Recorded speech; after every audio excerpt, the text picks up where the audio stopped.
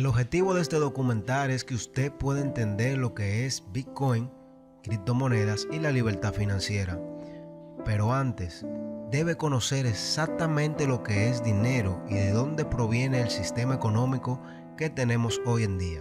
Así que busque una tacita de café y póngase cómodo, porque lo que está a punto de escuchar le va a cambiar su punto de vista de lo que es el mundo en el que vivimos hoy en día. También ya en la parte final del video les voy a enseñar cómo pueden ganar sus primeras criptomonedas solamente por compartir este documental en sus redes sociales, Facebook, Twitter, entre otras.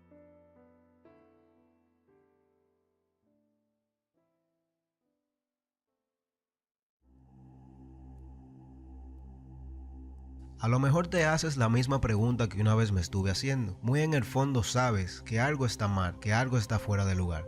Recuerdo que a finales de mi escuela primaria y entrando a la escuela secundaria, bachiller, me sentía un poco incómodo y pensaba en lo profundo de mi mente que algo no estaba bien, pero nunca, en aquel entonces, pude descubrir lo que estaba pasando. Pasaron los años y pude terminar la escuela secundaria con pésimos grados, cosa que no siempre fue así. Recuerdo que en la escuela primaria mis grados fueron súper buenos, por encima del averaje o promedio de los otros estudiantes, pero lamentablemente todo cambió al final. ¿Qué pasó? Esta fue una pregunta que pude contestar ya siendo un adulto de 18 años de edad y después de haber leído el famosísimo libro Padre Pobre, Padre Rico de Robert Kiyosaki. Después de leer ese libro, todo hizo sentido y me di cuenta del porqué de muchas cosas.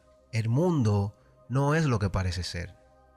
Si todavía me sigues escuchando, es porque de una manera u otra te sientes identificado con mi historia y sabes el punto que quiero discutir y a dónde voy a llegar. Pero no te preocupes, en el día de hoy no te voy a hablar ni de mí, ni de las escuelas, ni del monopolio que tienen las universidades, que ya sabemos todos que es un sistema diseñado para crear muchos empleados y pocos líderes. Educación, radio, televisión, salud y religión son otros temas que explicaré en otros videos, pero que van a la misma raíz del problema. En el día de hoy vas a aprender un poco más acerca de uno de los temas más polémicos, complicados, tabú, que a las escuelas, universidades y autoridades no les gusta mucho discutir, o mejor dicho, no te dan la información correcta y la hacen ver muy complicada para el ciudadano común. Ese tema se llama dinero, pero también a la misma vez, ya después que entiendas lo que es realmente el dinero, te explicaré la solución llamada blockchain, cadena de bloques, Bitcoin y criptomonedas. Entonces, ¿qué es dinero? ¿De dónde proviene la palabra? ¿Dónde fue printeado el primer papel moneda? ¿Qué es un banco? ¿Cuál fue el primer banco del mundo? ¿Por qué fueron los bancos creados? ¿Y por qué debes de creer lo que te estoy diciendo? ¿De dónde estoy sacando esta información? ¿Y cómo tú puedes saber que es real y no manipulada? No importa quién o no yo sea. Imaginemos que solamente soy otra persona más en el mundo que se siente frustrada e impotente al saber una cruda realidad que nadie, ni en los medios de comunicación, ni en las universidades, ni en las escuelas discuten mucho, o mejor dicho, no la discuten.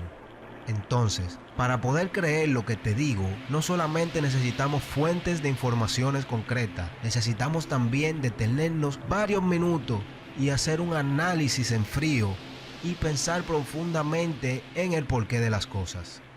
Si una persona, familia, entidad, tuviera control absoluto del dinero mundial, es decir, poder printear, poder no printear el dinero, ¿qué pasaría? Después de tener todo el dinero del mundo, que ya usted no pueda tener más dinero, después de ahí, ¿qué usted quisiera tener?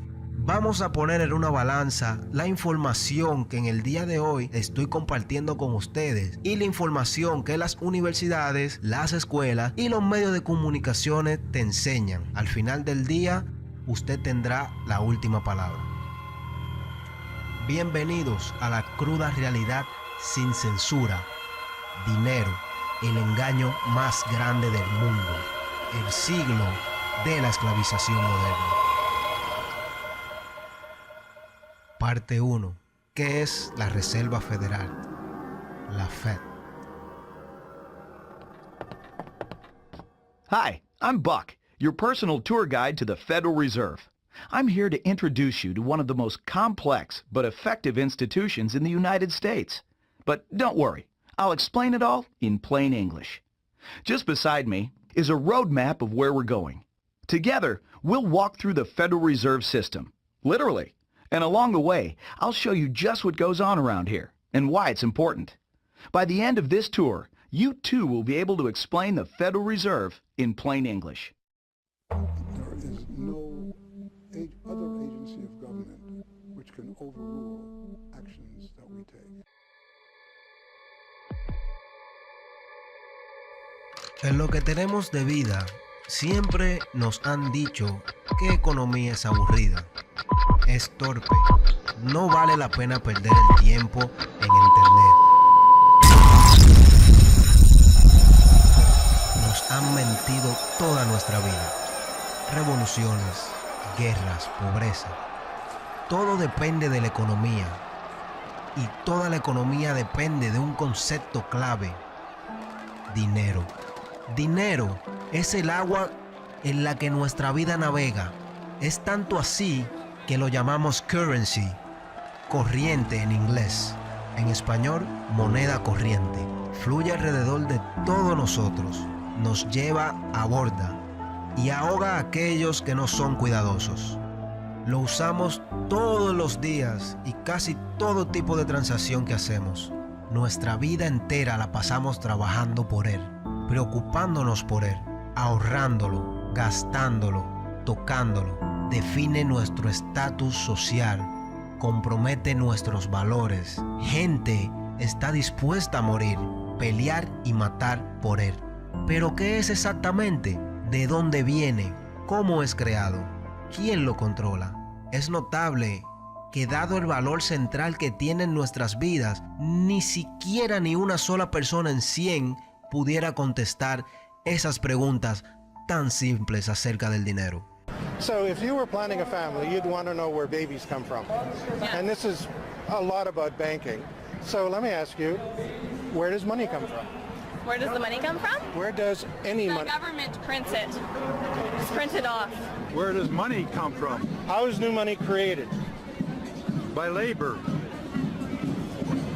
People work and produce wealth, and the money is supposed to match that wealth. Where does money come from? Well, I have a pretty different outlook on money. It actually comes from like trees, right? Pero ¿por qué esto es así de esa manera?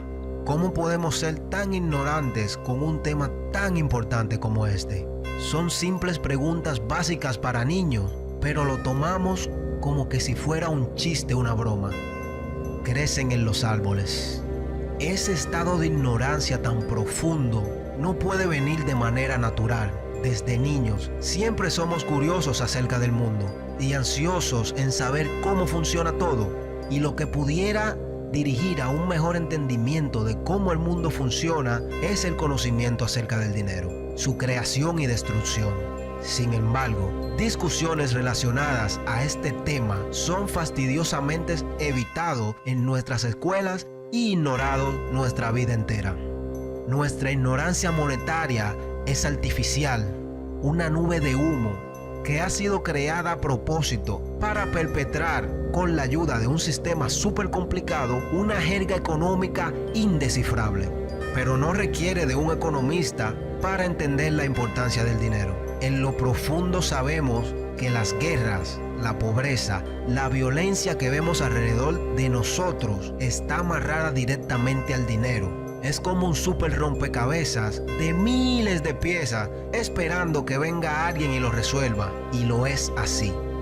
Si agarramos todas esas piezas de rompecabezas y las unimos, podemos ver la imagen del Banco Federal, un banco central de América y el corazón del sistema bancario de USA o los Estados Unidos. A pesar de su importancia en la economía, relativamente algunos han escuchado de él y otros pocos todavía no saben lo que es, a pesar de los intentos de descripción del mismo banco. Our economy runs on a complex system of exchange of goods and services, in which money plays a key part. Coin, currency, savings, and checking accounts, the overall supply of money is managed by the Federal Reserve. Money is the medium through which economic exchanges take place, and money as a standard of value helps us to set prices for goods and services. The job of managing money, monetary policy, is to preserve the purchasing power of the dollar while ensuring that a sufficient amount of money is available to promote economic growth. The Federal Reserve also promotes the safety and soundness of the institutions where we do our banking.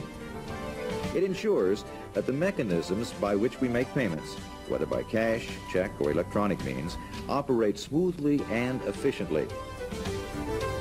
And in its fiscal role, acts as the banker for the United States government. Now, these duties comprise the major responsibilities of our central bank. Para poder entender en realidad lo que es el Banco Federal, primero debemos entender los orígenes de esta. Debemos desarmar el rompecabezas. La primera pieza del rompecabezas nos lleva a la Casa Blanca. Es aquí donde la acta del Banco Federal, entonces conocida como factura monetaria o ley monetaria, se firmó como ley después de haber pasado la Casa del Senado a finales de diciembre del 1913. El periódico The New York Times, Nochebuena del 1913, describió la escena festiva de esta manera. El espíritu navideño impregnó la reunión, mientras la ceremonia fue menos impresionante que la reunión de la firma del acta de tarifa Act of the Tariff en octubre 3, firmada en la misma habitación. Los espectadores estuvieron más entusiasmados y aprovecharon cada momento para aplaudir. Allá en la Casa Blanca, ese fatídico diciembre en la mañana, el presidente Wilson firmó lo que fue el último pergamino que pasaba el control de todo el dinero americano a un cartel, una ganga bien organizada de corruptos tan exitosos, tan astutos, tan ocultos que inclusive ahora, un siglo después, pocos conocen de su existencia y de los detalles de su operación. Pero esos detalles han sido abiertamente admitidos por décadas. Por supuesto, así mismo como nos han enseñado que la economía es aburrida, nos han enseñado también que esta historia es aburrida. De esta manera es que el Banco Federal nos lo cuenta. The United States was facing severe financial problems. At the turn of the century, most banks were issuing their own currency, called banknotes. The trouble was, currency that was good in one state was sometimes worthless in another. People began to lose confidence in their money, since it was only as sound as the bank that issued it. Fearful that their bank might go out of business, they rushed to exchange their banknotes for gold or silver. By attempting to do so, they created the Panic of 1907. During the panic, people streamed to the banks and demanded their deposits. The banks could not meet the demand. They simply did not have enough gold and silver coin available. Many banks went under. People lost millions of dollars. Businesses suffered, unemployment rose, and the stability of our economic system was again threatened. Well, this couldn't go on. If the country was going to grow and prosper, some means would have to be found to achieve financial and economic stability. To prevent financial panics like the one in 1907, President Woodrow Wilson signed the Federal Reserve Act into law in 1913. Esta historia es como la cuentan ellos, los vencedores corruptos, una manera simple y mediocre, así parecida a la inversión del hula hoop y el zipper al principio del siglo XX. La realidad es que la historia de la reunión secreta que dio nacimiento a la acta del Banco Federal es tan excitante y tan dramática como cualquier película de Hollywood. Y a lo mejor del caso es que es una realidad. Agarramos la historia adecuadamente en la oscuridad de la noche de un noviembre 22 del 1910. un grupo de los millonarios más poderosos de América habían abordado un tren privado en rumbo a Hoboken, New Jersey. El carro negro que estaba esperando en la estación era del senador Nelson Aldrich, suegro del billonario heredero de la dinastía Rockefeller, John D. Rockefeller Jr., una figura central en lo que era el Comité de Finanzas del Senado, donde supervisaba las pólizas monetarias de la nación. Junto con él esa misma mañana estaba su secretario privado, Shelton, y el quien es el élite financiero del sistema bancario de la nación, A. Piatt Andrew, el asistente secretario del Tesoro, Frank Bartlett, presidente del Banco de la Ciudad de Nueva York, Henry P. Davidson, socio mayoritario de la compañía JP Morgan, Benjamin Strong Jr., un asociado de JP Morgan y el presidente de la firma de banqueros Cole y Paul Warburg, heredero de la familia bancaria Warburg y yerno de Solomon Lowe de la famosa firma de inversiones Kuhn Lowe & Company. Ya le habían dicho a estos hombres que llegaran uno a uno después del atardecer para así de esa manera llamar menos la atención. Claro, hacer esto en secreto era tan importante para este grupo que ni siquiera usaron sus apellidos, solamente sus nombres en el transcurso del viaje para así de esa manera mantener su identidad lo más oculta posible de su sirviente y del equipo que lo esperaba. El movimiento descuidado de cualquiera de ellos pudiera haber llamado la atención de la voraz prensa de Nueva York, que en aquel entonces, especialmente en esos tiempos de reforma monetaria y bancaria, estos eran vistos como punto clave de la nación. Una reunión de todos estos magnates hubiera sido la super noticia del momento, y así lo fue. El destino, la isla Jekyll, en la costa de Georgia, hogar del prestigioso club de la isla Jekyll, quienes miembros eran los Morgans, los Rockefellers, los Warburgs, los Rothschilds. Su propósito, Davidson dijo a los intrépidos reporteros del periódico local que se habían percatado de la reunión, que se iban de cacería de patos, pero la realidad era que iban a preparar la reforma del sistema bancario de la nación en secreto. G. Edward Griffin, quien es el autor de uno de los libros más vendidos, La criatura de la isla Jekyll, dice de esta manera. What happened is that the banks decided that since there was going to be legislation anyway to control their industry, that they wouldn't just sit back and wait and see what happened and cross their fingers that it would be okay. They decided that to do what so many cartels do today, they decided to take the lead, and they would be the ones calling for regulations and reform. They like the word reform, and the American people are suckers for the word reform. You just put that into any corrupt piece of legislation, call it reform, and people say, oh, I'm all for reform, and so they vote for it or accept it. So that's what they were doing. They decided we will reform our own industry. In other words, we will create a cartel, and we will give the cartel the power of government. We'll take our cartel agreement so that we can self-regulate to our advantage, and we'll call it the Federal Reserve Act. And then we'll take this cartel agreement to Washington and convince those idiots there to pass it into law. And that basically was the strategy. It was a brilliant strategy. Of course, we see it happening all the time, and certainly in our own day today, we see the same thing happening in other cartelized industry. Right now, we're watching it unfold in the field of healthcare, but at that time, it was banking, all right? And so the banking cartel wrote their own rules and regulations, called it the Federal Reserve Act, got it passed into law, and it was very much to their liking because they wrote it. And in essence, what they had created is a set of rules which made it possible for themselves to regulate their industry, but they went even beyond that. In fact, it's clear to me when I was reading their letters and their conversations at the time and the debates that they never dreamed that Congress would go along and also give them the right to issue the nation's money supply. I mean, not only were they now going to regulate their own industry, which is what they started out as wanting to do, but they got this incredible gift that they didn't dream would be given to them, although they were negotiating for it. And that was Congress gave them the authority to issue the nation's money.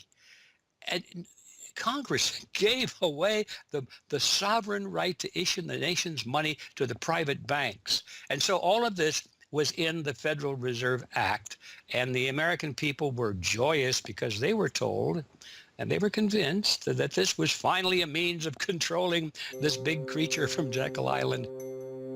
Sorprendentemente, la reunión fue todo un éxito. No en conspirar para escribir la legislación que eventualmente se convertiría en el Acta de la Reserva Federal, pero sino que pudieron mantener la conspiración totalmente secreta del público por muchas décadas. Fue reportada en 1916 por Bertie Charles Forbes, el escritor financiero que luego fundaría la que es hoy en día la famosa revista Forbes, pero esta nunca fue admitida completamente hasta cuarto de siglo después, cuando Frank Vanderlip escribió una admisión casual de la reunión en febrero 9, 1935, en la edición matutina de los sábados.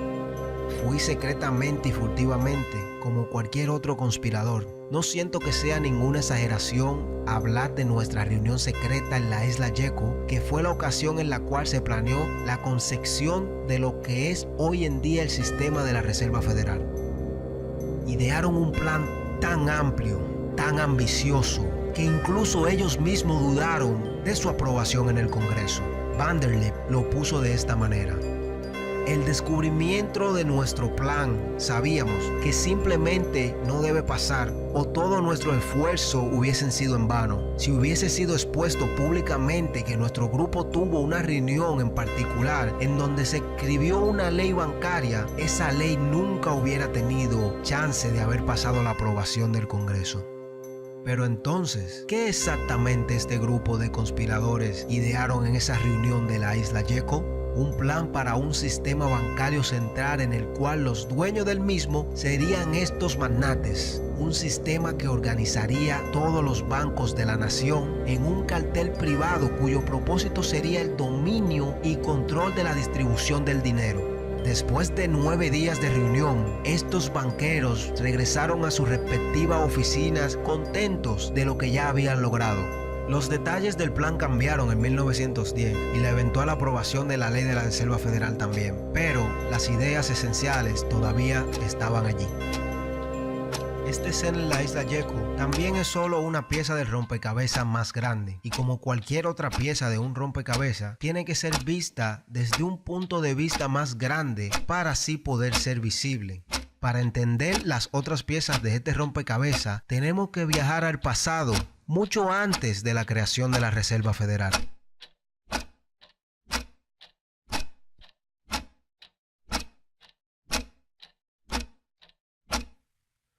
Todo empieza a principios del siglo XVII en Europa, el 9º año de la furiosa guerra que se está ejecutando en todo el continente. Luis XIV de Francia se encuentra opuesto a gran parte del resto del continente por sus reivindicaciones territoriales y dinásticas. El rey William III de Inglaterra, devastado por la feroz guerra naval, compromete a su corte para reconstruir la naval de Inglaterra. Pero hay un problema: dinero. Los fondos del gobierno han sido totalmente consumidos por la guerra y el crédito del rey William se ha agotado.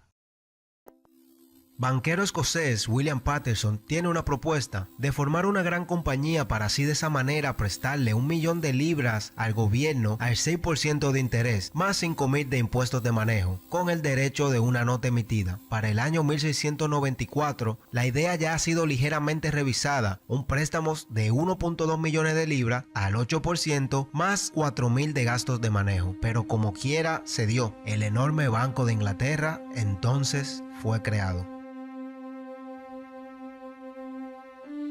El nombre es una mentira cuidadosamente construida, diseñada para aparentar ser una entidad del gobierno, pero no lo es. Es un banco privado que le pertenece a inversionistas privados con beneficios privados, con el permiso del rey, que les permite a la misma vez printear el dinero público basado en nada, el cual después él mismo se distribuye a las masas.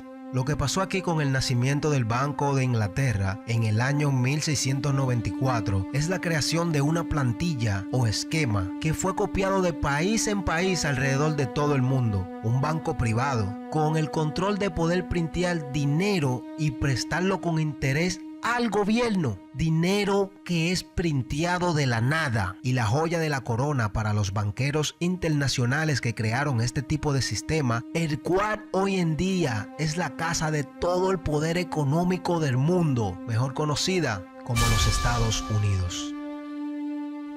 En muchos aspectos importantes, la historia de los Estados Unidos es la historia de la lucha del pueblo estadounidense contra los banqueros que desean controlar su dinero. En la década de 1780, con las colonias todavía luchando por la independencia en contra de la corona, los banqueros obtendrán su deseo.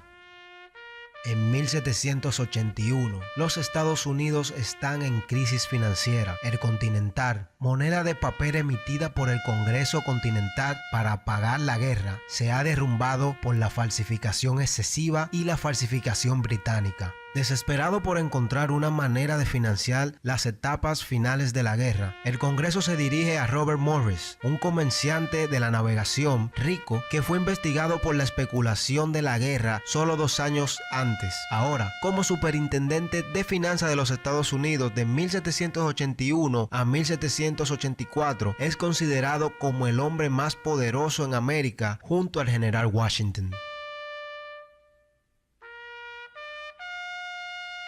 En su calidad de superintendentes de finanzas, Morris aboga por la creación de un banco central de propiedad privada, deliberadamente inspirado en el Banco de Inglaterra, que supuestamente esas mismas colonias estaban luchando en contra. El Congreso, acorralado en una esquina por las obligaciones de guerra y obligado a hacer negocios con los banqueros como el rey Williams, en la década de 1690, adquiere y autoriza al Banco de América del Norte como el primer banco central de la nación. Y exactamente como el Banco de Inglaterra entró en existencia prestando a la corona británica 1.2 millones de libras, el Banco de Norteamérica inició su actividad prestando 1.2 millones al Congreso. Para el final de la guerra, Morris ha caído de favor político y la moneda del Banco de Norteamérica no ha conseguido ganar la confianza del público escéptico. El Banco Nacional de América es rebajado de un banco central nacional a un banco comercial privado, fletado por el estado de Pensilvania. Pero todavía estos banqueros no se habían dado por vencidos. Antes de que la tinta quedara seca en la Constitución, un grupo dirigido por Alexander Hamilton ya está trabajando en el próximo banco de propiedad privada para los recién formados Estados Unidos de América. Tan descarado es este Hamilton que en el envío de esta agenda no hace ningún intento de esconder sus objetivos y tampoco el interés bancario de estos mismos. Dice, una deuda nacional, si no es excesiva, será para nosotros una bendición nacional, escribió en una carta a James Duane en 1781. Será un poderoso cemento de nuestra unión. También creará la necesidad de mantener la tributación en un grado que, sin ser opresivo, será un estímulo para la industria.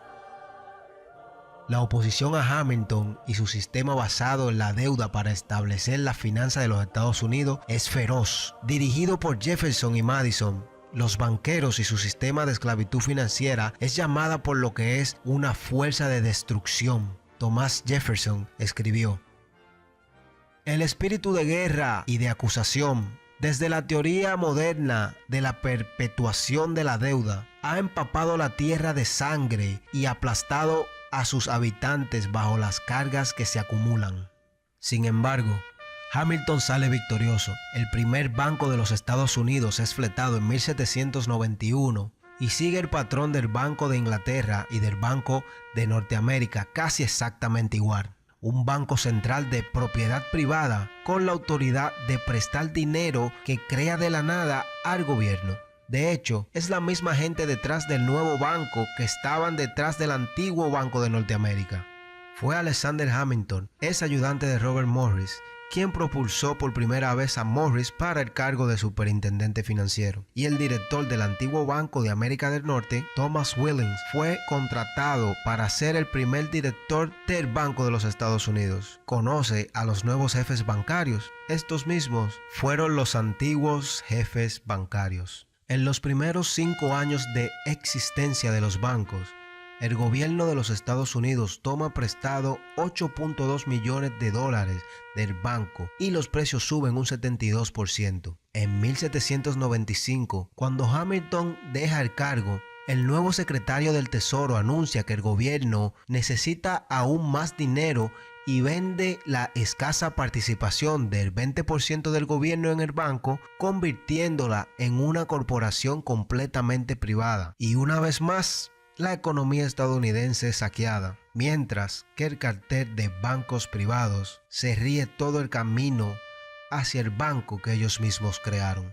Cuando llega el momento de la renovación del título bancario en 1811, ya los intereses monetarios detrás del banco habían cambiado. Hamilton ya estaba muerto, fusilado en un duelo con Aaron Burr. Los bancos que apoyaban ese poder federalista se les había acabado el poder. El público ya se había percatado de la influencia de poderes extranjeros en el Banco Central y además también se dan cuenta que no tiene sentido tener un banco central en esos momentos de paz. Entonces, se cancela esa renovación de título en el Senado y el banco fue cerrado en 1811.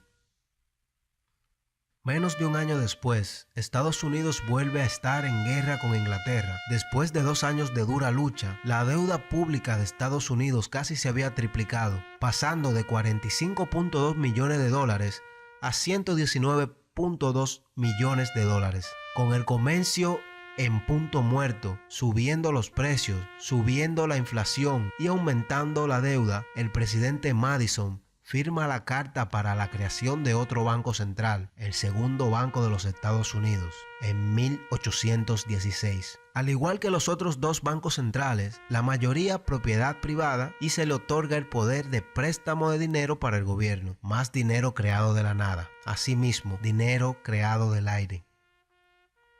La carta o título bancario de 20 años debe de expirar en 1836, pero el presidente Jackson ya ha prometido dejarla morir antes de la renovación.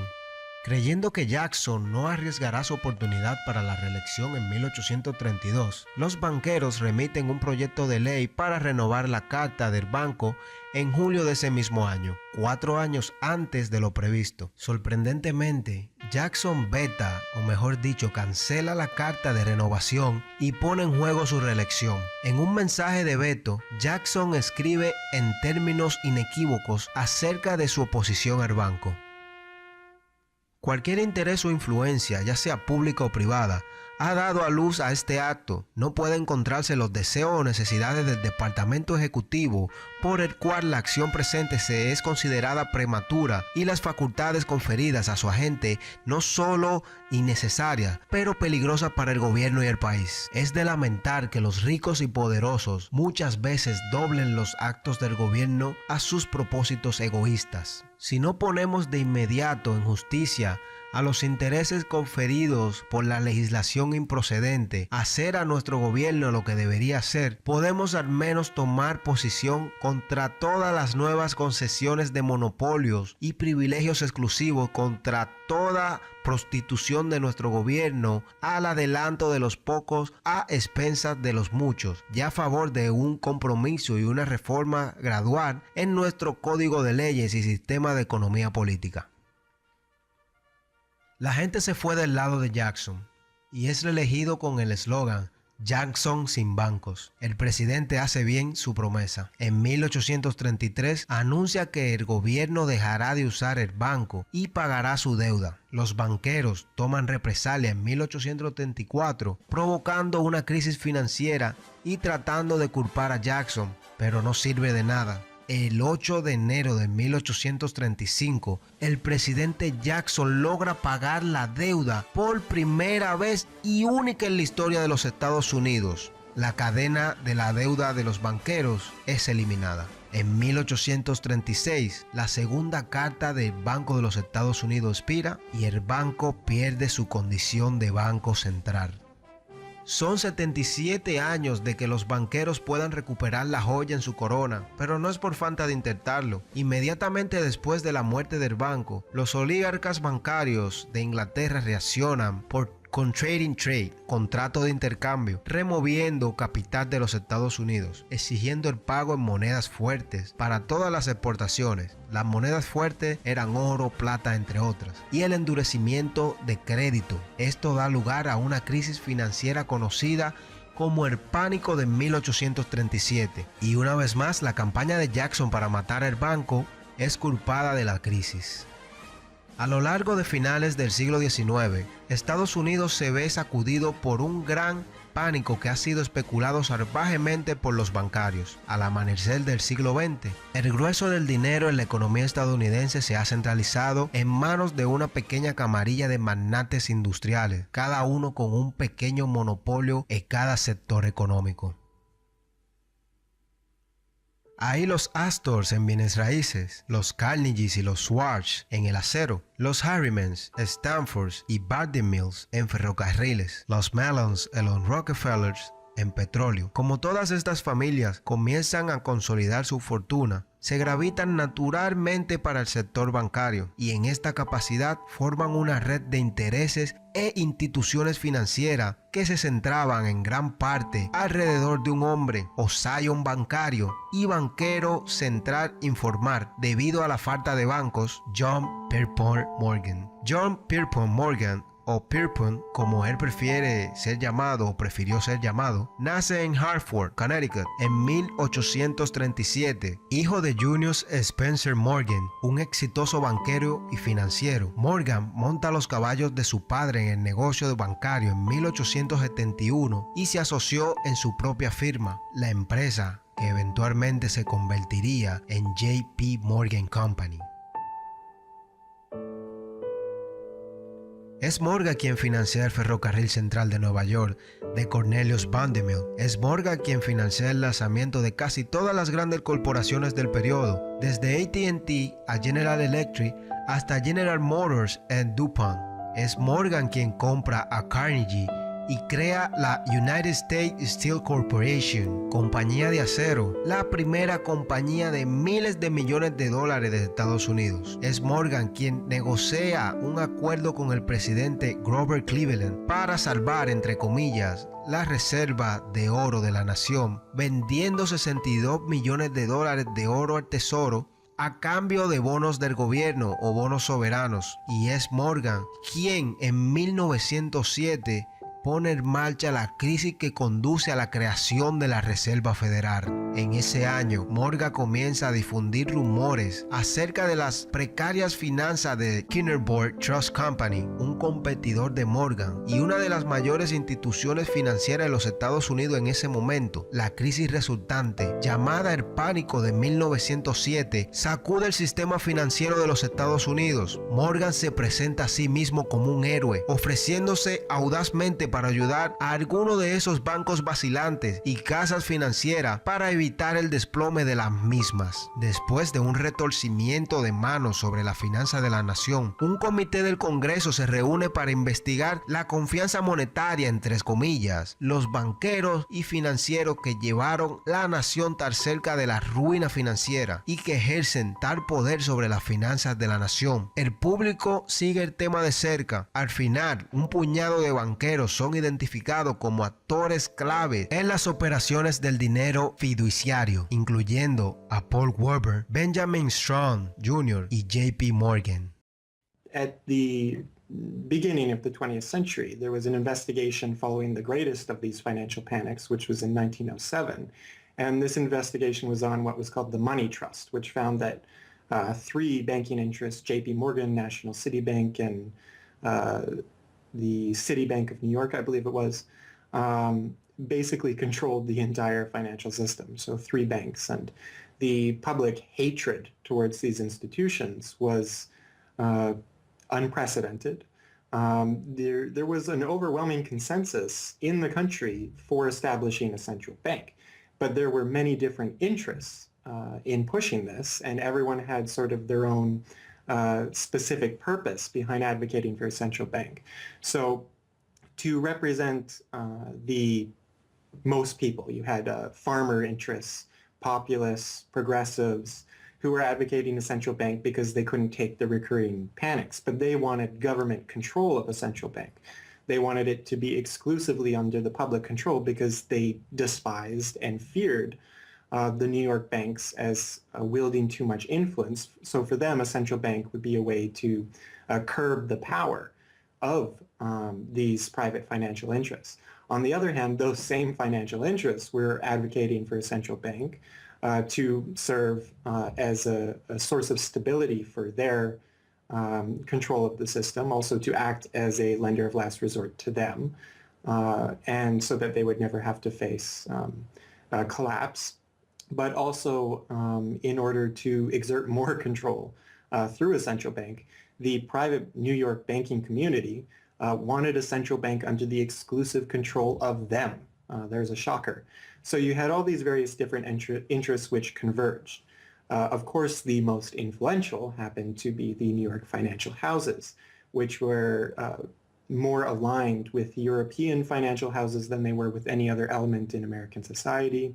The main individual behind the founding of the Federal Reserve was Paul Warburg, who was a partner with Kuhn, Loeb and Company, European banking house. His brothers were prominent bankers in Germany at that time, and he had, of course, close connections with every major financial and really big industrial firm in the United States and most of those existing in Europe.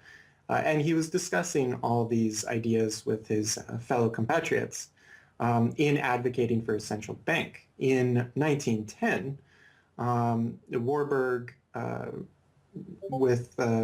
got the support of a senator named Senator Aldrich, whose family later married into the Rockefeller family.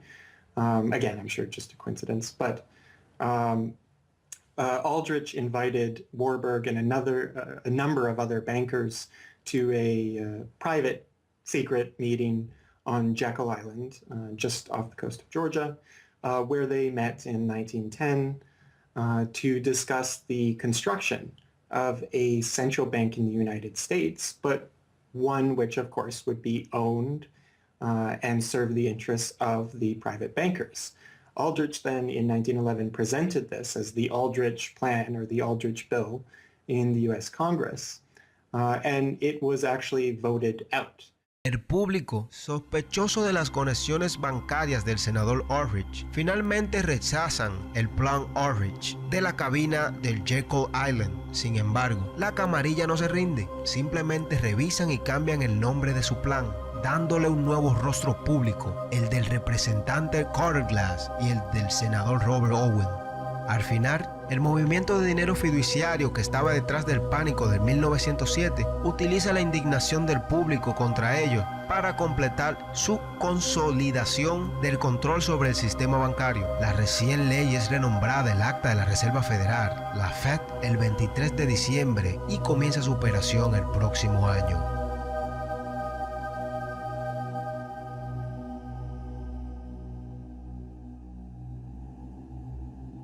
Parte 2.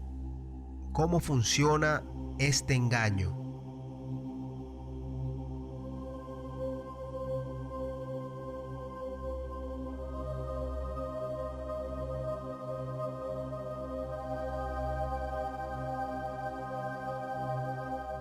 Entonces, ¿cómo funciona el sistema de la Reserva Federal?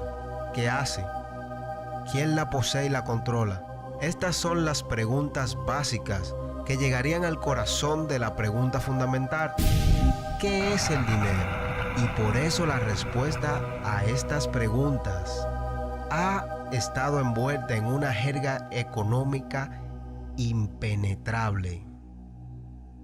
Incluso la propia propaganda educativa de la Reserva Federal, que tiene una tendencia hacia la animación cursi, tiene un tiempo difícil de resumir la misión de la Fed y las responsabilidades de esta.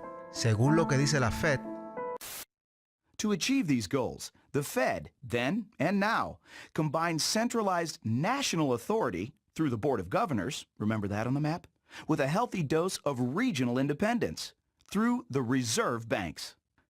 A third entity, the Federal Open Market Committee, brings together the expertise of the first two in setting the nation's monetary policy.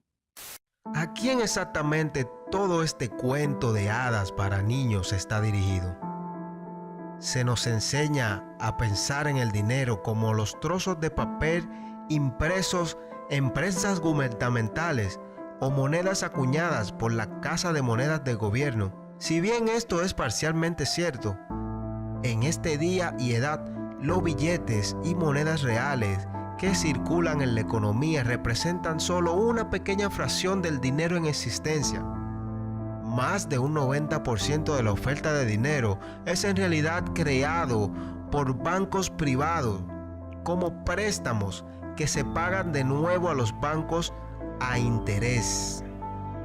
Aunque este hecho simple es oscurecido por los magos de Wall Street y los dioses del dinero que quieren hacer el proceso de creación del mismo en algún arte especial de alquimia cuidadosamente supervisado por el gobierno, la verdad no está oculta al público, está ahí. En diciembre de 1977, el Banco de la Reserva Federal de Nueva York publicó otro de sus folletos informativos con sus dibujos animados, tratando de explicar al público en general las funciones del sistema de la Reserva Federal. Allí, en blanco y negro, explican cuidadosamente el proceso de creación de dinero. Los bancos comerciales crean dinero en cheques cuando otorgan un préstamo, simplemente agregando nuevos dólares de depósito a las cuentas en sus libros a cambio de un préstamo del prestatario. Los bancos crean dinero monetizando las deudas privadas de negocios e individuos, es decir, crean cantidades de dinero en contra del valor de sus IOUs, que significa un recibo de que te debo ese dinero. Allí está la gran mayoría del dinero en la economía, el dinero del talonario de cheques, entre comillas, en nuestras cuentas en el banco y que usamos en nuestra transferencia electrónica y pagos digitales, es creado no por una imprenta gubernamental, pero por el propio banco. Se crea a partir del aire como deuda, debida de nuevo al banco que lo creó en el interés. Esto significa que los préstamos bancarios no son dinero tomado de otros depositantes ni depósitos bancarios, sino dinero nuevo simplemente conjurado en existencia y colocado en su cuenta. Y el banco es capaz de crear mucho más dinero que tiene, dinero en efectivo para respaldar esos depósitos. La Fed afirma ser la entidad que supervisa y respalda a la industria bancaria. Se estableció, según su propia propaganda, estabilizar el sistema y evitar que vuelva a suceder las bancarrotas como el pánico del 1907. Throughout much of the 1800s, almost any organization that wanted could print its own money. As a result, many states, banks, and even one New York druggist did just that. In fact, at one time, there were over 30,000 different varieties of currency in circulation. Imagine the confusion. Not only were there multitudes of currencies, some were redeemable in gold and silver, others were backed by bonds issued by regional governments. It was not unusual for people to lose faith both in the value of their currency and in the entire financial system. With many people trying to withdraw their deposits at once, sometimes the banks didn't have enough money on hand to pay their depositors.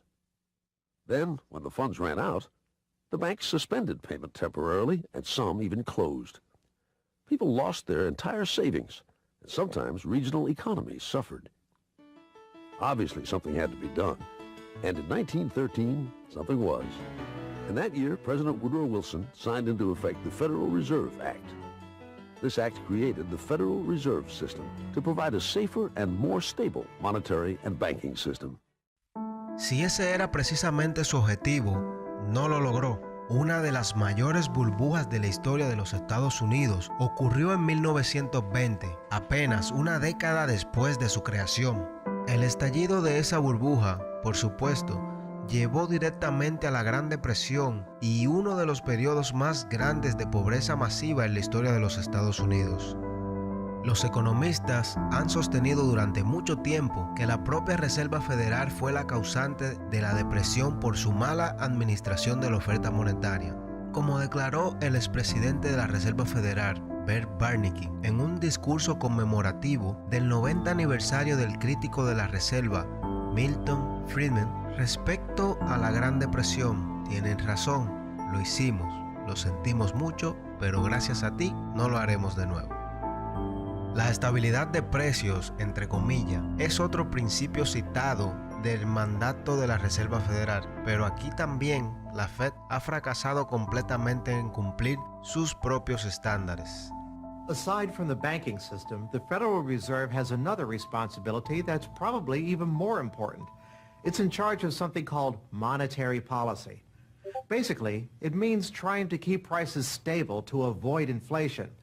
Say you buy a CD today for $14, but what if next year the price of the CD jumped to $20 or $50? Not because of a change in supply or demand, but because all prices were going up. That's inflation. There are a lot of different causes of inflation, but one of the most important is too much money. The Fed can adjust the money supply by injecting money into the system electronically or by withdrawing money from the economy. Think of it. The Federal Reserve has the ability to create money and make it disappear. What's most important is what happens as a result. Anytime the supply of money is altered, the effects are felt throughout the economy. The Fed's methods have changed over time to take advantage of the latest computers and electronics, but its mission remains the same, to aim for stable prices, full employment, and a growing economy. 100 years ago, in 1913, the Fed was created, and we've marked it with a vertical line there. Consumer prices now are about 30 times higher than they were when the Fed was created in 1913. El papel moneda también es responsabilidad de la Reserva Federal. Por lo tanto, los dólares en circulación no son billetes del Tesoro ni billetes de crédito, sino billetes de la Reserva Federal. Notas de deuda respaldada en última instancia por la propia promesa del gobierno de pagar sus bonos soberanos, entre comillas, garantizados por los propios contribuyentes. En un momento dado, los bancos de la Reserva Federal estaban legalmente obligados a mantener grandes cantidades de oros en reserva para respaldar estos billetes, pero ese requisito fue abandonado y hoy el dinero está respaldado principalmente por títulos públicos. La Fed ya no guarda oro en sus libros, sino certificados de oro emitidos por la tesorería y no valorados al precio al contado de 1.300 por onza troyana, sino un precio estatutario arbitrariamente fijado de $42, 2 entre 9 por onza. But I do have one question. During the crisis or any time that you're aware of, has the Federal Reserve or Treasury participated in any gold swaps arrangements? The Federal Reserve does not own any gold at all. We have not owned gold since 1934. So we have not engaged in any gold swaps. But it appears on your balance sheet that you hold gold. What appears on our balance sheet is gold certificates. When we turned before 1934, the Federal Reserve did own gold. We turned that over by law to the Treasury and received in return for that gold certificate. If the Treasury entered into, because under the Exchange Stabilization Fund, I would assume they probably have the legal authority to do it. They wouldn't be able to do it then because you have the securities for essentially all the gold? No, we have no interest in the gold that is owned by the Treasury. We have simply an accounting document that is called gold certificates that represents the value at a statutory rate and still that we gave to the Treasury in 1930. And still measured at $42 an ounce, which makes no sense whatsoever. Claramente hay una discrepancia entre lo que nos lleva a creer que está motivando a la Fed y lo que realmente hacen. Para entender lo que la Reserva Federal tiene que hacer, primero es importante entender que la Reserva Federal no es un banco, pero sino un sistema. Este sistema codifica, institucionaliza, supervisa y subyace una forma de banca denominada banca de reserva fraccional, en la cual los bancos pueden prestar más dinero de lo que realmente tienen en sus bóvedas. The whole process starts, the process of decay and corruption starts with something called fractional reserve banking. That's the technical name for it.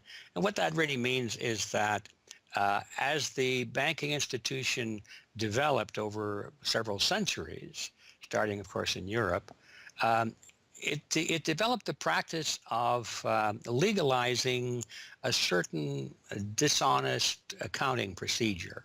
In other words, in the very, very beginning, if you want to go all the way back, people would bring their gold or silver to the banks for safekeeping. And they say, give us a paper receipt. And we don't want to guard our silver and our gold because, you know, people could come in the middle of the night and they could kill us or tie us up and threaten us, and they'll get our gold and silver. So we can't really guard it. We'll take it to the bank and have them guard it. And we just want a paper receipt so that we can take the receipt back and get our gold anytime we want. And so in the beginning, you know, money was receipt money. They could then, instead of changing or exchanging the gold coins, they could exchange the receipts, and people would accept the receipts just as well as the gold, knowing they could get the gold. And so these paper receipts being circulated were, in essence, the very first examples of paper money. Well, the banks learned early on that game that here they were sitting on this pile of gold and all these paper receipts out there. People weren't bringing the receipts in anymore. Very few of them, maybe 5%, maybe 7% of the people would bring in their paper receipts and ask for the gold. So they said, why don't we just sort of give more receipts out than we have gold? They'll never know because we only are asked at the best 7% of it, so we can create more receipts for gold than we have, and we can collect interest on that because we'll loan that into the economy and we'll charge interest on this money that we don't really have. And it's a pretty good gimmick, don't you think? And they, well, yeah, of course. And so that's how fractional reserve banking started. And now it's institutionalized, and they teach it in school. No one ever questions the integrity of it or the ethics of it. They say, well, that's the way banking works. And isn't it wonderful that we now have this flexible currency and we have prosperity and all of this sort of thing? So it all starts with this concept of fractional reserve banking. The trouble is with that is it works most of the time, but every once in a while, there are a few ripples that come along that are a little bit bigger than the other ripples, and maybe one of them is a wave, and more than 7% will come in and ask for their gold. Maybe 20% will come in, or 30%. And well, now the banks are embarrassed because the fraud is exposed. They say, well, we don't have your gold. What do you mean you don't have my gold? I gave it to you and put it on deposit, and you said you'd safeguard it. Well, we don't have it. We loaned it out. So then the word gets out, and everybody and their uncle comes and lines up for their gold. And of course, they don't have it, and the banks are closed. They have bank holidays, and the banks are embarrassed. They go out of business. People lose their savings, and you have these terrible banking crashes that were ricocheting all around the world prior to this time.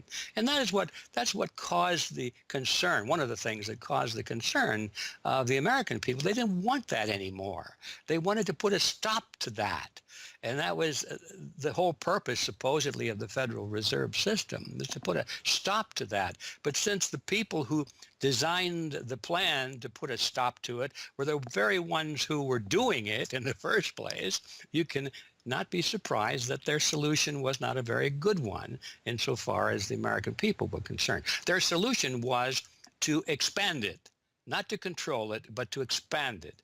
See, prior to that time, this little game of fractional reserve banking was localized at the state level. Each state was doing its own little fractional reserve banking system. Each state, in essence, had its own Federal Reserve.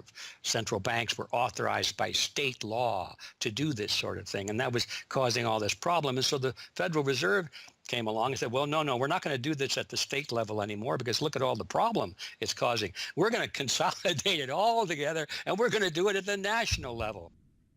La clave del sistema, por supuesto, es quién controla este increíble poder para regular, entre comillas, la economía, estableciendo requisitos de reserva y centrándose en las tasas de interés.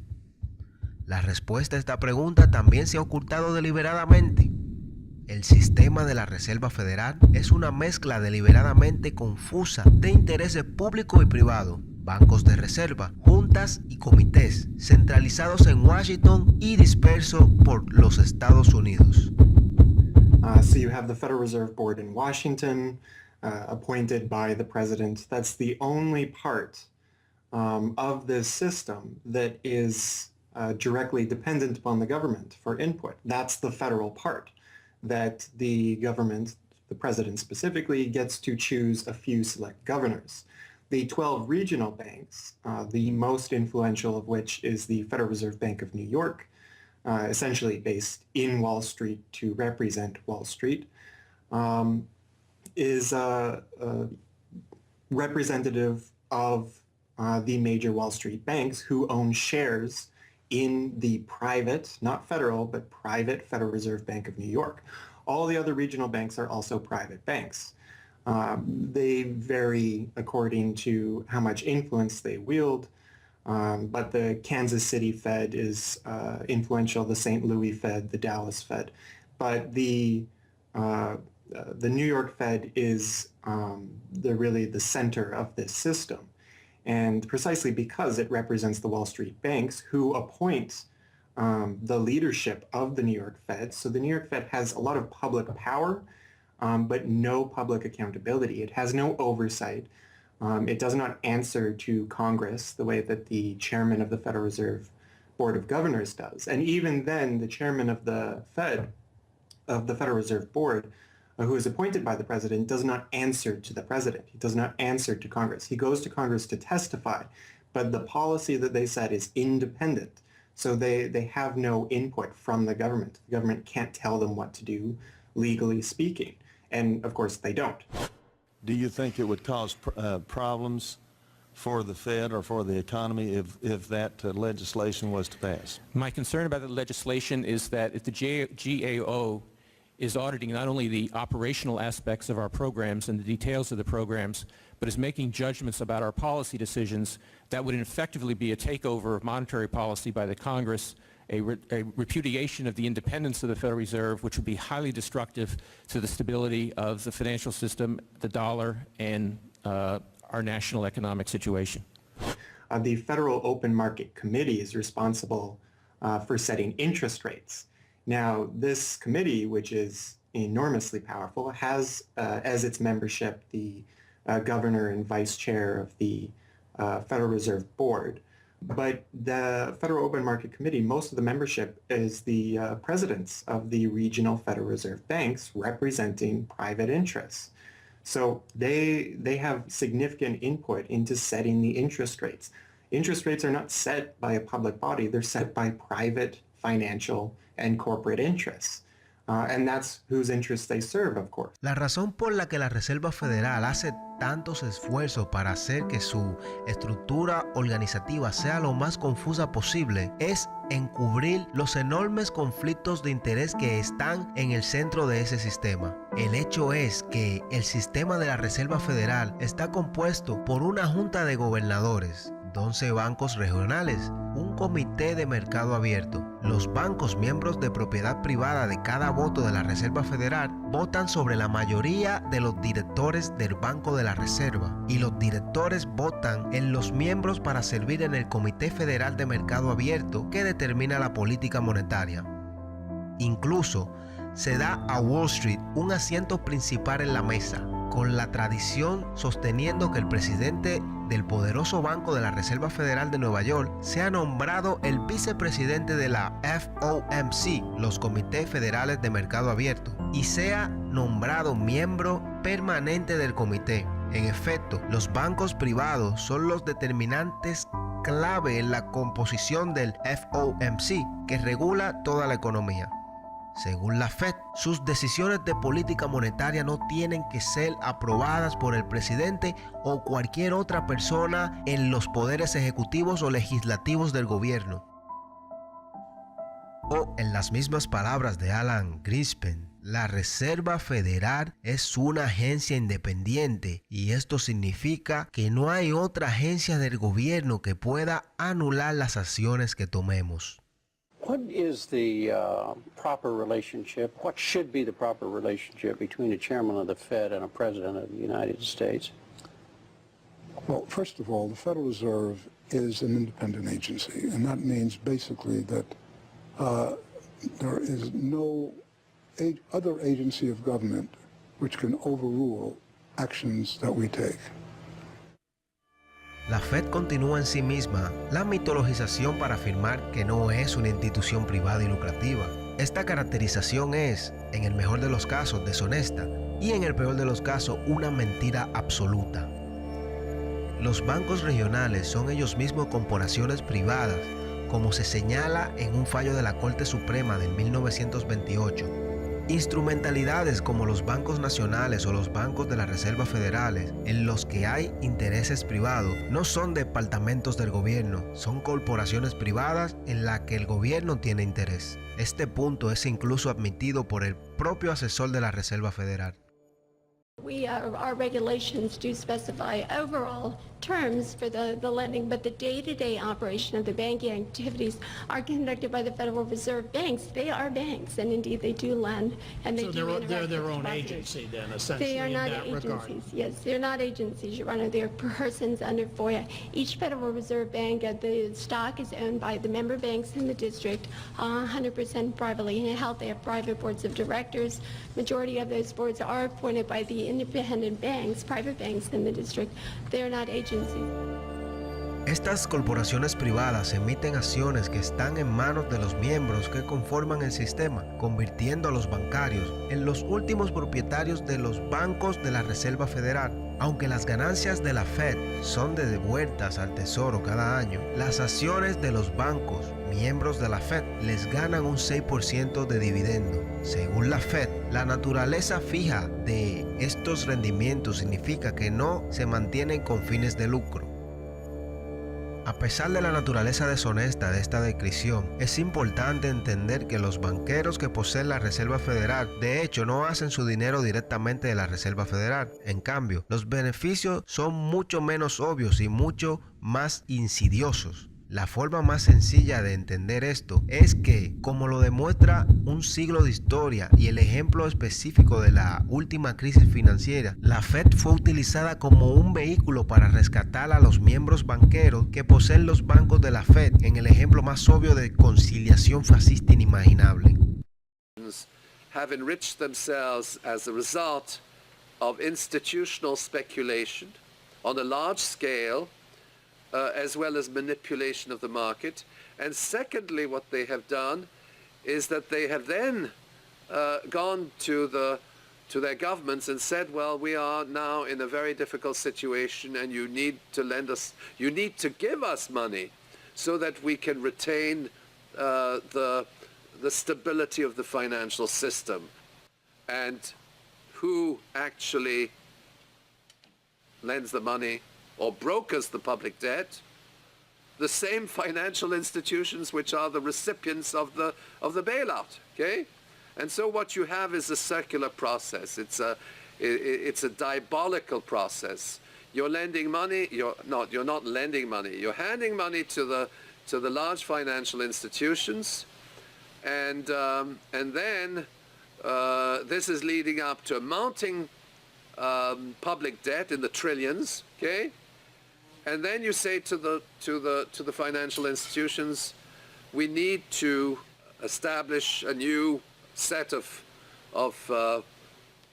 treasury bills and government bonds, etc., which of course are sold to the public, but they are always brokered through the financial institutions, which establish their viability and so on and so forth. And the financial institutions will probably buy part of this public debt. So that in effect what the government is doing is financing its own indebtedness through the bailouts. It hands money to the banks, but to hand the money to the banks, it becomes indebted to those same financial institutions, and then it says, well, we now have to emit large amounts of public debt. Please, can you help us? And then the banks will say, well, your books are not quite in order.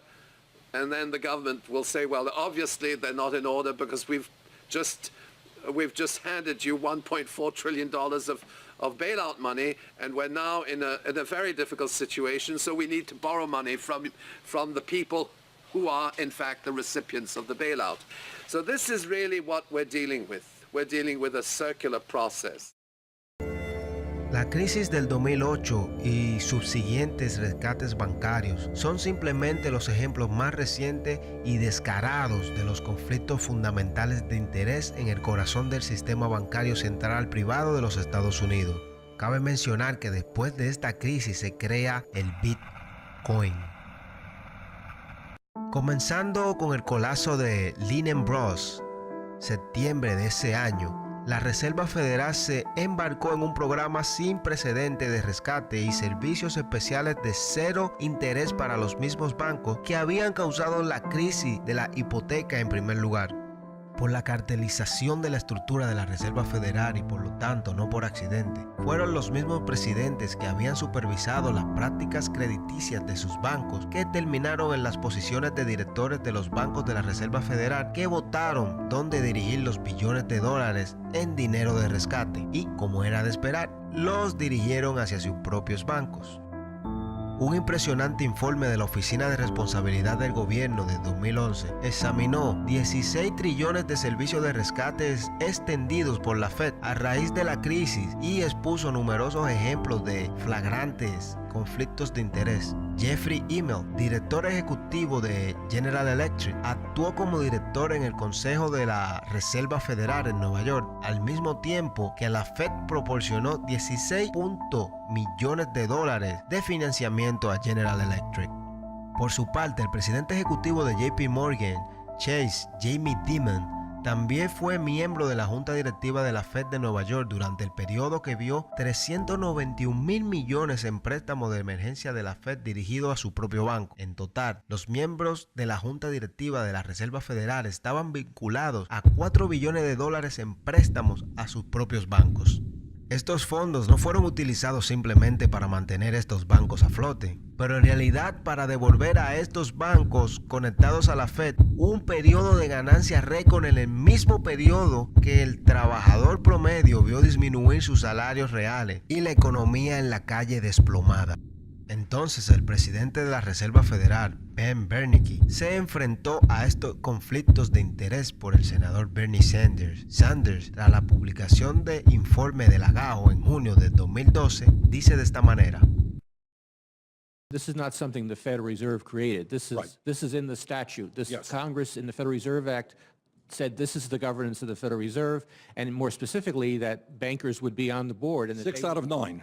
Sorry? 6 out of 9 in the regional banks are come from the banking industry. That's correct. And that is in the law. And right. I'll answer your question, though. The answer to your question is that Congress set this up. We have tried, I think we've made it into something useful and valuable. We do get information from it. But if Congress wants to change it, you know, of course, we will work with you to find alternatives.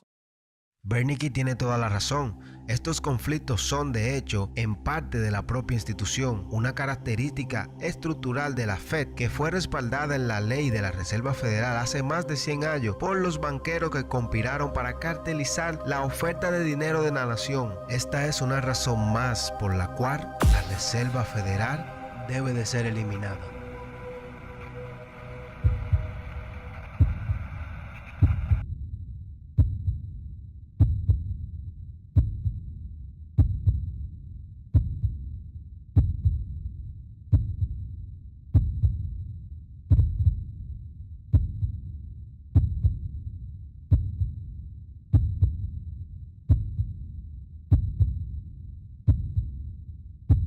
Parte 3. Acabar con la Fed.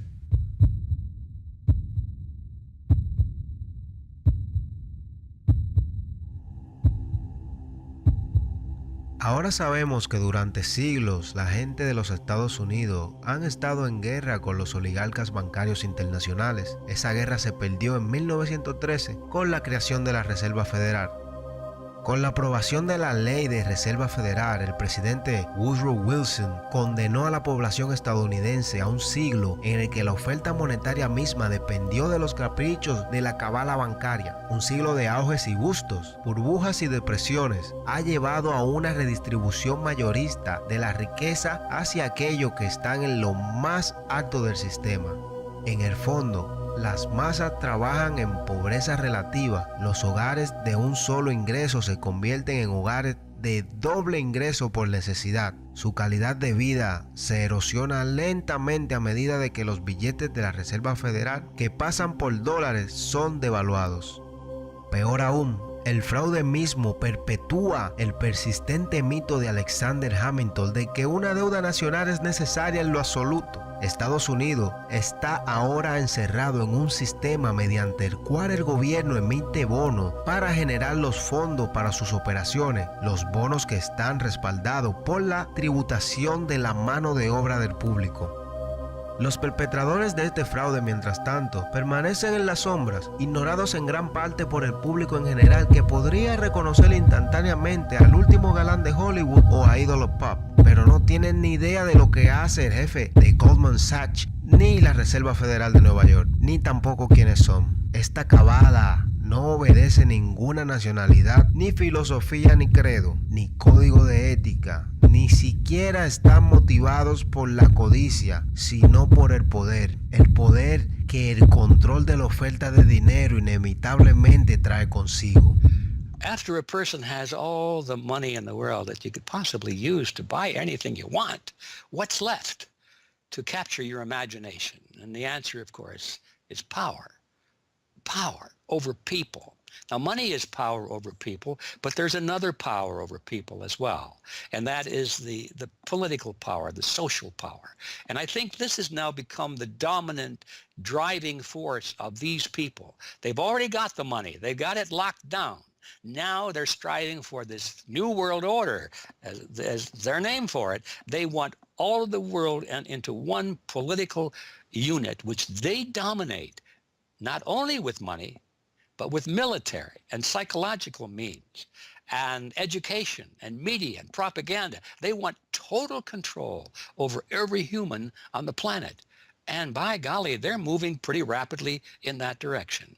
No tardó mucho tiempo en despertar su deseo de poder. En 1921, apenas 7 años después de que la Fed comenzó a operar, la misma élite bancaria conectada a JP Morgan que fundó la Reserva Federal incorporó una organización llamada el Consejo de Relaciones Exteriores con el objetivo de hacerse cargo del aparato de política exterior de los Estados Unidos, el Departamento de Estado.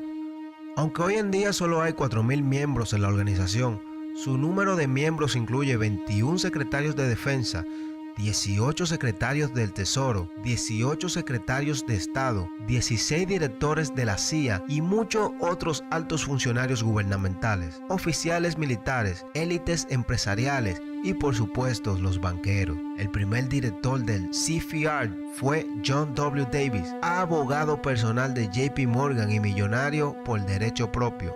Juntos con sus organizaciones hermanas en Gran Bretaña y en otras partes del mundo, estos grupos trabajarán hacia lo que llamaron un nuevo orden mundial de control financiero y político total, dirigido por los propios banqueros.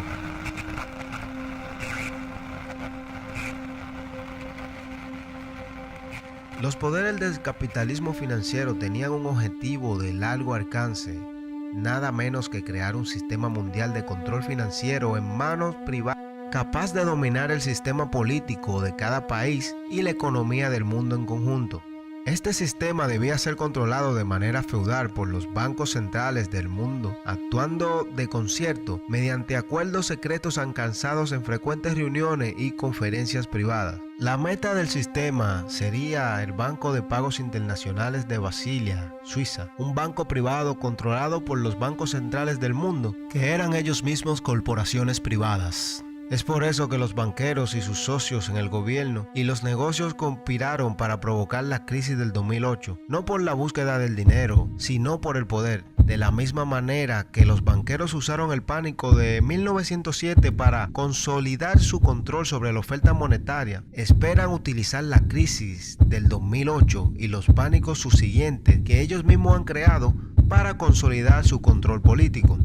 Global financial crisis has been expanded from G7 to G20 because the leading 7 developed countries cannot solve the crisis alone.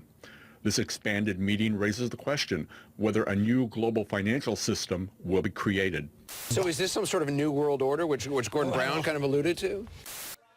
British Prime Minister Gordon Brown has described the quote-unquote guiding principles to be addressed at the summit. They are transparency, sound banking, responsibility, integrity, and get this, global governance, unquote. I think a new world order is emerging, and with it the foundations of a new and progressive era of international cooperation. La conclusión inevitable que fluye necesariamente de la verdadera comprensión de esta situación es que el sistema de la Reserva Federal tiene que ser enviado a la papelera de reciclaje de la historia. Después de un siglo de esclavitud, es hora de que el público estadounidense finalmente deseche las cadenas de deuda de los banqueros. If there was ever a point in human history to start questioning alternatives, this would be it. And to think that where we are and simply say, oh, well, this is the best of our options. How many of the best options lead to self-destruction? Doesn't sound like a best option. I think that with a world of 7 billion people, we can probably come up with something better than a system in which a few thousand people benefit so much at the expense of everything else on this world, and at the expense of the potential for the future of mankind. They're leveraging our future. And so long as we accept this way of thinking, so long as we accept these institutions as having dominance, that's the direction we'll be going. So I think reform is a good way to try and stall and to push back directly against the expanding and evolving power structures. But radical change is what's really needed, and that has to be built from the bottom up. But I think that these two processes can and should go together in parallel. Si has llegado tan lejos, felicitaciones. Ahora estás mejor informado sobre la historia económica de los Estados Unidos y la verdad sobre la Reserva Federal que el 99% de la población. Recuerden que esto es un esquema que empezó en Europa y se ha propagado exitosamente en todo el mundo. El objetivo de este cartel no es solamente los Estados Unidos, pero sino, como ellos mismos dicen, un nuevo orden mundial. Y ya están empezando por la India. Fíjense ahora lo que está ocurriendo en India, la desmonetización de 2 de los billetes de banco más grandes de la India, que constituían más del 80% de la moneda circulante, ha dejado a millones de ciudadanos sin efectivo. Por esto, esos ciudadanos hicieron largas colas en cajeros automáticos a cualquier hora del día, y en muchos de esos cajeros automáticos se replicaba el mismo inconveniente. Miles de cajeros aún no estaban reconfigurados para emitir justamente la nueva serie de billetes de otro tamaño, las 2.000 rupias justamente. Si bien el gobierno anunció hoy mismo nuevas medidas justamente para paliar toda esta situación que ha generado furia a ese punto entre los ciudadanos, el gobierno, si bien ha anunciado estas medidas para aliviar lo que se llama la crisis de liquidez, aún se dan situaciones como las siguientes. He estado buscando un cajero automático desde las 11 de la noche. Yo he sido capaz de encontrar uno solo, que ahora son casi las 4 de la mañana. Hay un pequeño inconveniente en este momento, pero al menos nuestro futuro será asegurado. Son las 3:30 de la mañana y mi mujer está llamando desde el hospital y preguntando cuándo voy a volver. ¿Qué están haciendo? Estamos en dificultades, no he comido ningún alimento. Solo espero que pueda conseguir algo de dinero de alguna manera. ¿Qué usted cree que pasaría si no existiera dinero cash o efectivo? ¿Qué usted cree que pasaría si dependiéramos solamente de dinero digital controlado por un grupo de corruptos? Una vez que aprendemos de esta estafa, muchas personas se motivan para hacer algo al respecto, como es el caso aquí en dinerosconopciones.com. Estaremos trabajando fuertemente en este tipo de videos documentales para así de esa manera poder ayudar y seguir ayudando a las personas a despertar de la fantasía que nos han estado vendiendo desde hace mucho tiempo. Esta es la naturaleza viral de la verdad suprimida. Un ejemplo es que ya han surgido muchos movimientos para abolir a la Reserva Federal, como es este caso en Europa. I started this movement because I realized that the Federal Reserve Act, in my opinion, is one of the most worst laws in the whole world. So a private banking company is lending America the money, and in my opinion, America is not any more democratic. The Federal Reserve tells the government what to do, and that's a problem. It's a very big problem, especially in the U.S. Why is it a global issue, and why are people doing it here in Germany? Because when you realize that this finance system, it's a global system. You have to go to the really beginning of the system. And in my opinion, it's also the World Bank and the International Fund of Currencies and stuff like this. But at the beginning of all this is a law from 1913. Woodrow Wilson signed it. And this is the beginning of all this hardcore capitalism we are suffering right now from. And the only way to stop this is maybe to break this law. Los movimientos para abolir la Reserva Federal han surgido en Europa, donde las protestas contra el sistema bancario central están ocurriendo en más de 100 ciudades, atrayendo a más de 20,000 personas semanalmente. Pero si este floreciente movimiento para terminar con la Fed y el sistema económico como lo conocemos tuviera éxito, ¿qué sistema propone la gente como propuesta?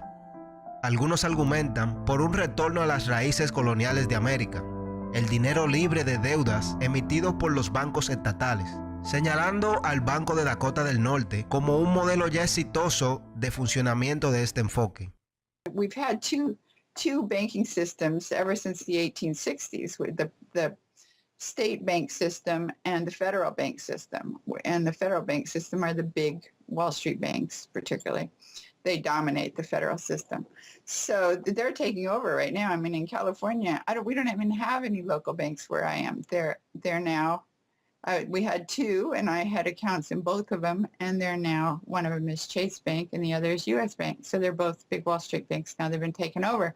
So if you can it's the local banks that have an interest in serving the local business. The big banks have no interest in making loans to local business. It's too risky. Why should they bother? They've got this virtually free money they can get from the Fed and from each other.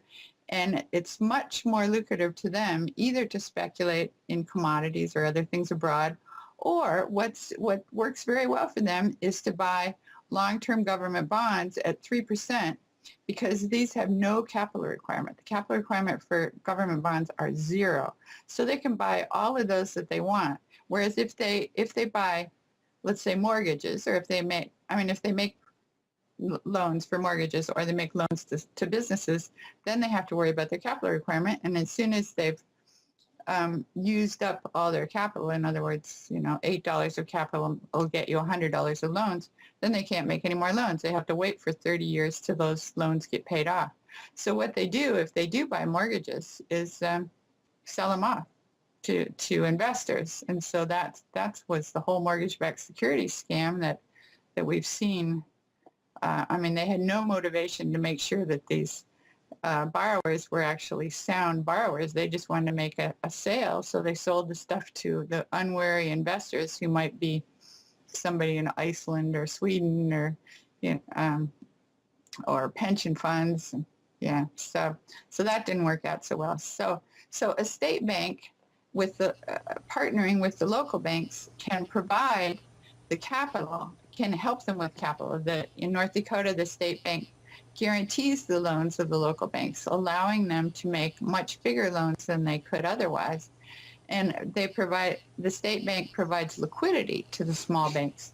That's why the small banks, the local banks, aren't making loans to small business right now, because they don't know that they can get money from the other banks as needed. The way banking works is they make the loan first. If you have credit lines to many different businesses, and if they all hit up their credit lines at once, you're going to run out of money. So you don't dare do that unless you know that you can get short-term loans from the other banks. And what's happening right now, even though there's $1.6 trillion in excess reserves sitting on the books of the big banks, they're not available to the little banks. And the reason is because the Fed is paying 0.25% interest on those reserves. So the banks have no incentive to lend them to the little banks. Why let go of them when you can make just as much keeping them, and then you still have your reserves, and you can use them as collateral to buy bonds or something that'll make you more money. So the whole system is messed up. And in North Dakota, the Bank of North Dakota provides the liquidity for these local banks. Well, 22 years ago in Ithaca, New York, I noticed that a lot of people, friends particularly, had skills and time that were not being employed or respected by the prevailing economy. And while we had much desire to create things and trade them with each other, and many services we could provide to each other. We didn't have the money. So, since I have a background in graphic design, journalism, and arrogance, I went to my computer and designed paper money for Ithaca, New York. Designed pretty colorful money, with pictures of children, waterfalls, and trolley cars, and denominated in hours of labor. 1 hour note, half hour, quarter, eighth hour note, 2 hour note. And then began to issue to each of the pioneer traders who had agreed to be listed in the directory a specific starter amount. And the game began. An hour has been worth an hour of basic labor, or 10 US dollars, which at that time, 20 years ago, was double the minimum wage. People who usually expect more than $10 per hour of their service can charge multiple hours per hour, but the denomination puts between us as residents of our community that reminder that we are fellow citizens, not merely winners or losers scrambling for dollars. And it introduces us to each other on the basis of these skills and services that we have, that we are more proud to provide for each other than often is the case with a conventional job, just the stuff we have to do to get the money to pay the bills. So through that trading process, that more intimate scale process within the community, we're more easily able to become friends and lovers and political allies. It's an inspiring story, and tell people about how much money has circulated through this community. I mean, it's important for people to understand just how successful this has been.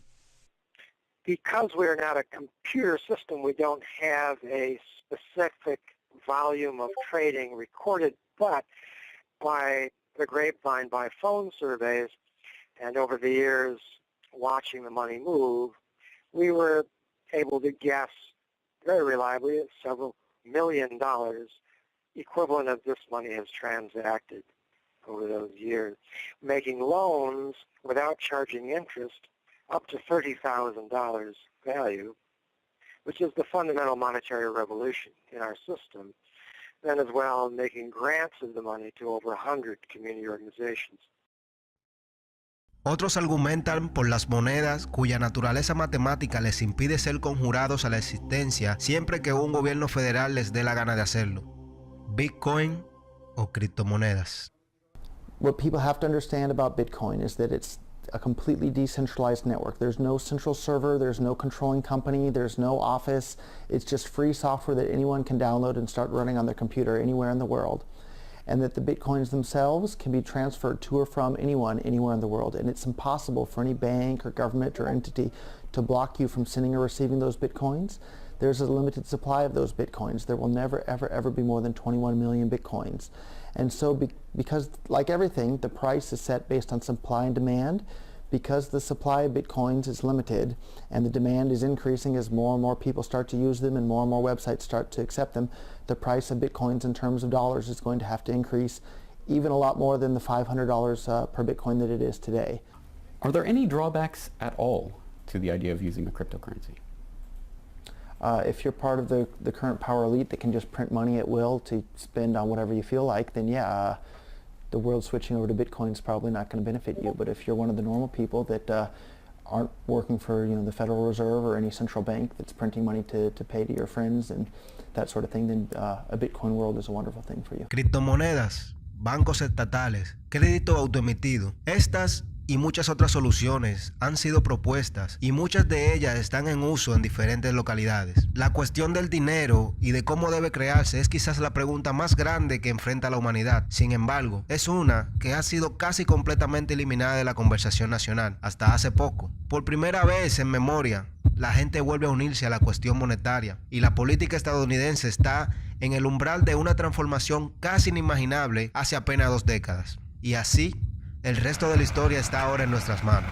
Una vez que entendamos la estafa que ha tenido lugar, la consolidación gradual de la riqueza y el poder en manos de una élite de pocos oligarcas bancarios y el creciente empobrecimiento de las masas, usted puede optar en seguir bajo el mismo sistema que lo está suprimiendo, o puede aportar a la causa solamente por darle like y compartir este video.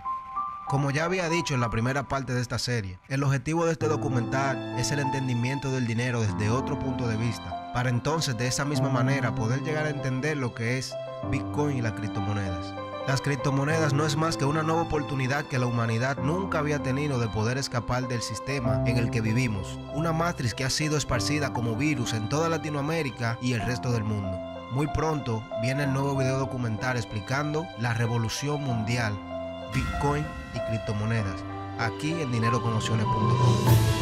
También estaremos aportando nuestro granito de arena. Tenemos un fondo en criptomonedas totalmente dedicado a esas primeras personas que compartan este documental en sus redes sociales. Cuando comparte este documental en su cuenta de Facebook, Twitter, le mandaremos cierta cantidad de criptomonedas a su wallet, monedero digital. Haremos las entregas de la moneda live para transparencia de las mismas. De esta forma, estaremos incentivando a la población a integrarse más a este nuevo ecosistema. Ojo, este fondo es limitado y solamente podrá reclamar la moneda después de 48 horas de haber compartido el video. Verificaremos manualmente la cuenta de los ganadores y solamente es permitido compartir una sola vez por cuenta. Más detalles en la descripción de este video. Recuerda también que si usted considera que estamos aportando valor para liberarnos de este sistema que nos manipula, únetenos y difunde esta información para mostrarle al mundo que podemos ser libres realmente. Recuerden que la educación no cambia el mundo, cambia a las personas que van a cambiar el mundo. Muchísimas gracias.